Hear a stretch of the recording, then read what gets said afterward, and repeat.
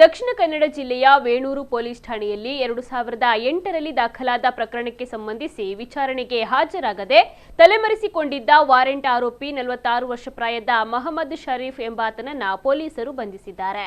ವಿಚಾರಣೆಗೆ ಹಾಜರಾಗದಿರುವ ಬಗ್ಗೆ 2016ರಲ್ಲಿ ನ್ಯಾಯಾಲಯವು ವಾರೆಂಟ್ ಅನ್ನು ಹೊರಡಿಸಿತ್ತು.